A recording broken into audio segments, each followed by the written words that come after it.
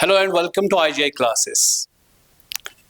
Before I start with my lecture series, the first glimpse that you would have set on the whiteboard before you would have understood it in a very comprehensive way, what actually I'm here for. The word that you are seeing written on the left side of the board itself is English. And today I'm here for that portion only. I'm going to discuss the English syllabus decoding today. But before I start this, let me introduce myself briefly to you.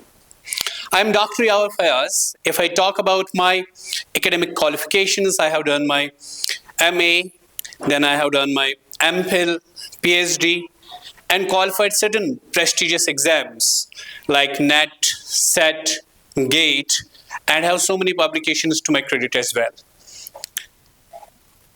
If I tell you about this English syllabus decoding, which has been recently announced for the JKPSI batch, मुझे लगता है कि मुझे यहाँ से शुरू करना चाहिए. That जब भी हम बात करते हैं इंग्लिश की, I would be talking to you in a hybrid way. I would be using both Hindi as well as English and sometimes Kashmiri as well to make you understand better.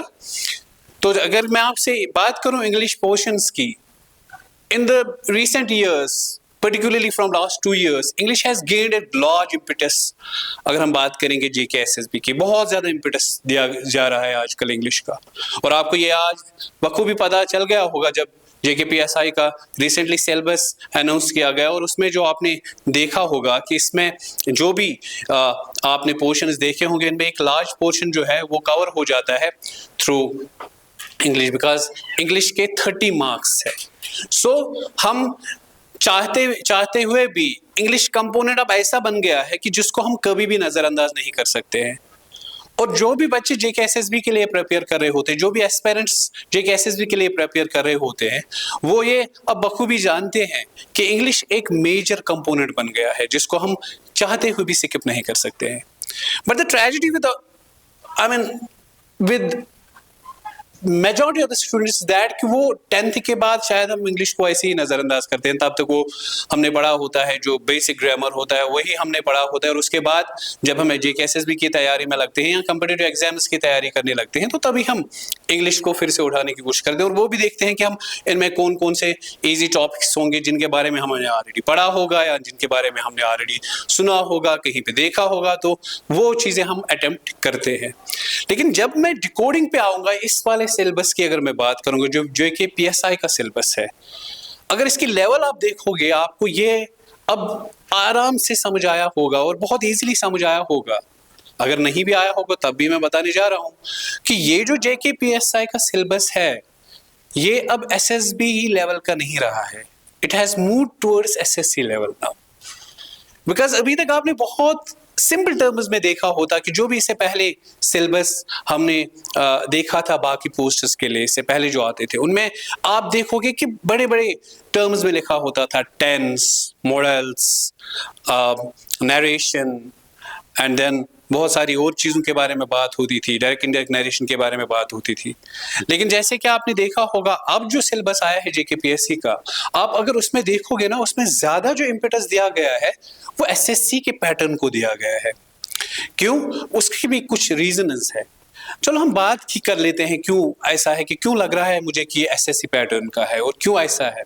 उसका पहला reason अगर आप देखोगे तो पहले ही ये मैंने, क्योंकि वहां पे आपको पोर्शन वाइज इसको डिवाइड करके नहीं दिया गया है. जब आप सिलेबस को देखते हो, एक पैरा दिया गया है, एक सिंपल पैराग्राफ दिया गया है, और इसमें आपको सिंपली दिया गया है एक सिलेबस की डिस्क्रिप्शन दी गई है. अलग अलग नहीं किया गया है, यूनिट वाइज इसको डिस्कस या यूनिट वाइज डिटेल डिस्कशन नहीं है वहाँ सिलेबस की. और वहां पे पहले हमें क्या करना चाहिए, हमें इसको मेजर कंपोनेंट्स में मैंने आपके लिए इसको डिवाइड करके रखा है. इसको मैंने 5 कंपोनेंट्स, लार्ज 5 कंपोनेंट्स मैंने आपके लिए, so that you would get easy कि हमें कितने पोर्शंस कवर करने हैं, हमें बेसिकली पढ़ना क्या है और कैसे पढ़ना है, वो स्ट्रेटजी जानने के लिए इसको मैंने 5, as you are seeing on the board right now, मैंने इसको 5 बड़े यूनिट्स में डिवाइड किया है. पहला यूनिट जो है पहला यूनिट जो है मैंने यहाँ पे लिखा है language usage and error detection. Language usage and error detection इससे पहले भी होता था। यूजेज जो ये एरर डिटेक्शन होता था इससे पहले भी होता था, उसको हम ज्यादातर जानते थे सपोर्ट द एरर की नाम से। लेकिन अब उन्होंने क्या किया है, इसमें मिसस्पेल्ड वर्ड्स भी होंगे, इसमें फिल इन द ब्लैंक्स भी होंगे, इसमें सिर्फ एरर डिटेक्शन नहीं होगा, एरर वो भी होगा ऑब्वियसली। जब आपको फिल इन द ब्लैंक्स करना पड़ेगा तो you will have to get your creativeness out there कि किस चीज से हमें इसको फिल इन द ब्लैंक करना है, how I can fill that blank in. दूसरी चीज जो इसमें है मिसस्पेल्ड वर्ड्स। अभी तक हम बहुत सारे एग्जाम्स में, इससे पहले भी होता था जहां पे हम स्पेलिंग मिसस्पेल्ड वर्ड्स को ठीक करना होता था, लेकिन यहाँ अब आपको पूरे एक पैराग्राफ में दिया जाएगा और उसमें आपको क्या करना पड़ेगा, उसमें आपको इन मिसस्पेल्ड वर्ड्स को ठीक करना पड़ेगा। दूसरी चीज या दूसरा यूनिट जो इसमें है वो वोकैबुलरी सिक्वेंस है। This is the very important portion now. अब वोकैब जिसका जितना स्ट्रांग होगा उसका ज्यादा ऑब्वियसली एज होगा एग्जाम्स में। और उस वोकैब में आपको पता है सिनोनिम एंटोनिम भी होते थे, इससे पहले भी होते थे, लेकिन अब जो है सिनोनिम एंटोनिम्स के साथ साथ होमोनिम्स भी होते थे, कभी कभार इडियम फ्रेजेस होते थे, लेकिन वन वर्ड सब्स्टिट्यूशन जो है वो एक नई चीज है जो इसमें उन्होंने डाली है। आल्दो वन वर्ड सब्स्टिट्यूशन जो है, अब आपको एक लाइन दी जाएगी, एक डिस्क्रिप्शन दी जाएगी, एक मीनिंग दी जाएगी और उसको आपको एक वर्ड से सब्स्टिट्यूट करना होगा कि इस पूरी लाइन के बदले मैंने कौन सा वर्ड यहाँ पे फिट इन करना है। उसके बाद अगर मैं तीसरी चीज की बात करूं, sentence construction, this is very important thing. देखो मैं एक और चीज बताऊं, इससे पहले ऑलमोस्ट हर किसी एग्जाम में देखा होगा आपने, हर किसी सिलेबस इंग्लिश पोर्शन सिलेबस में आपने देखा होता टेंस।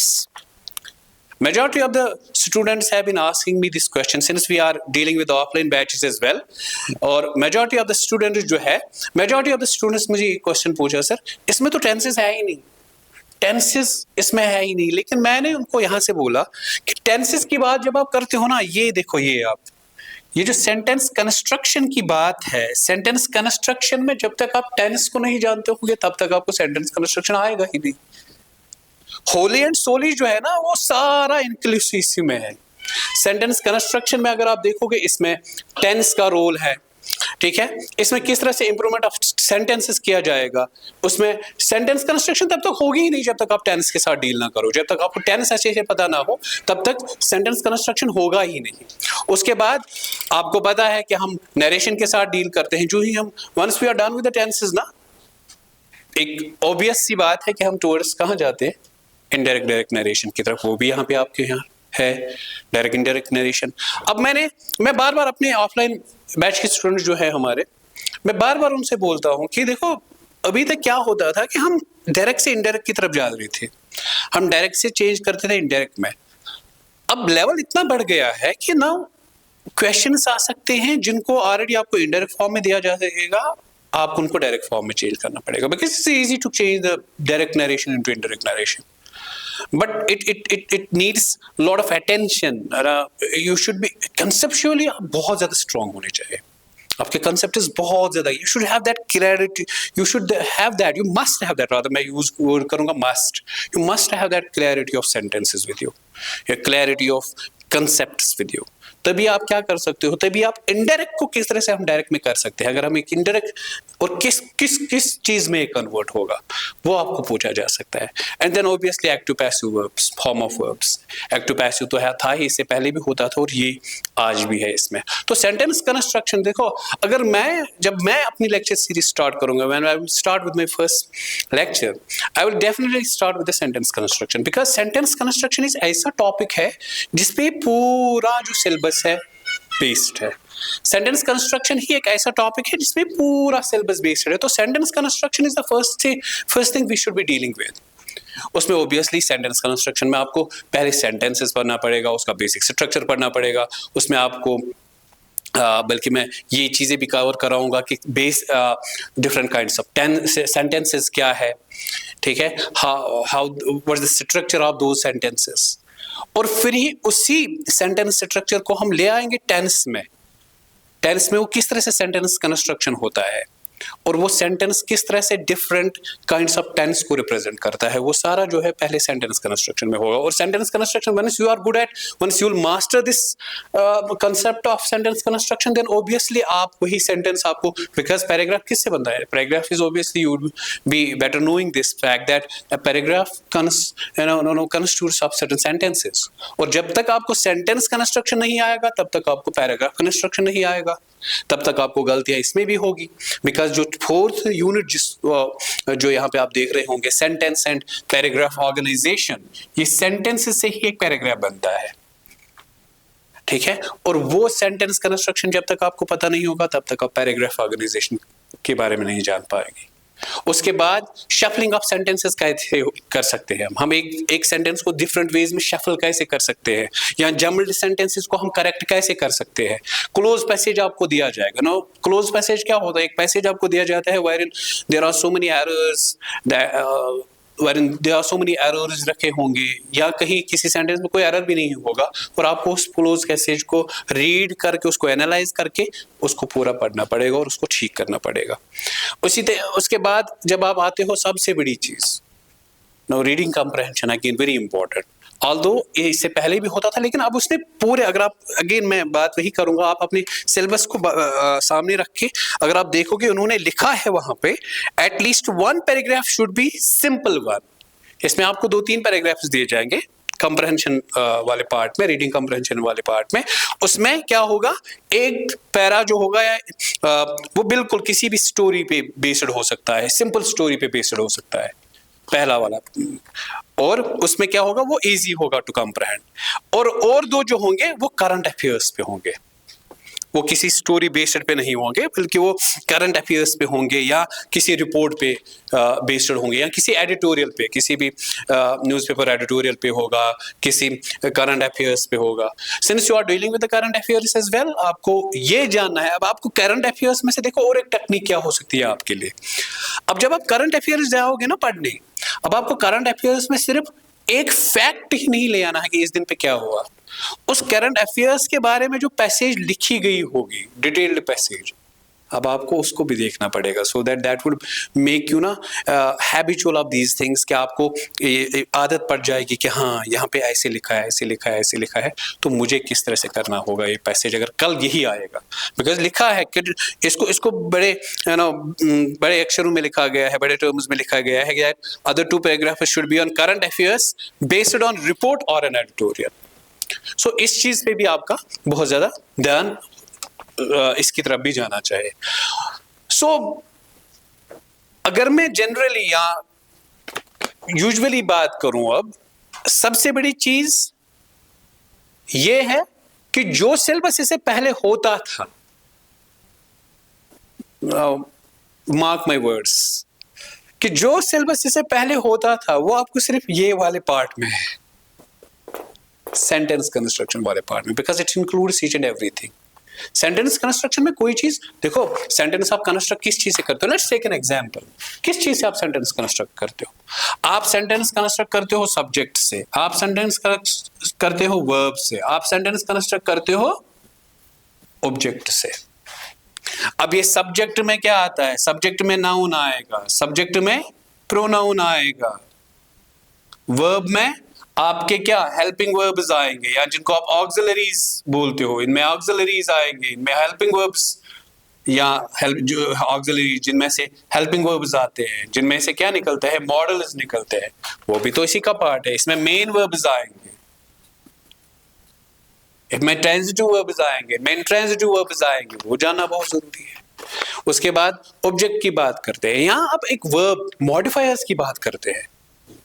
जब एक मॉडिफायर किस तरह से एक वर्ब को मॉडिफाई करता है, वो आपको पढ़ने पड़ेंगे। सो इट मींस ये इंक्लूसिव है, इसमें सब कुछ है इस वाले पार्ट में जो आपके सिलेबस में होता था।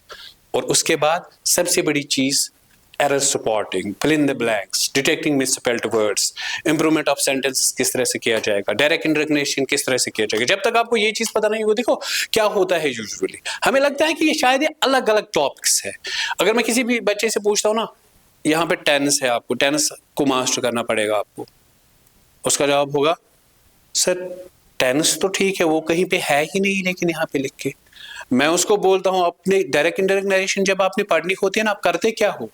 जब आप डायरेक्ट से इंडायरेक्ट नरेशन करते हो, डायरेक्ट में आपको पहले पहचानना होता है, रिकॉग्नाइज करना होता है, you have to recognise first what kind of sentence it is. अगर वो सेंटेंस प्रेजेंट सिंपल होगा, फिर ही रूल बताता है दैट प्रेजेंट सिंपल जो सेंटेंस होगा वो चेंज किस में होगा? पास्ट सिंपल में होगा। अब आपको जब प्रेजेंट सिंपल के बारे में नहीं पता होगा, how would you be able to convert that sentence into past simple और वाइस वर्सा? ठीक है, इसी तरीके से एक्टिव पैसिव के रूल्स जो है वो तो भी तो सेंटेंस है। एक्टिव क्या होता है? Active, what is active to you? Active is any sentence that is based on this structure, subject, verb and object structure. It is just I'm just thoroughly discussing it. Well, we'll come to this जब lecture series begin होगी.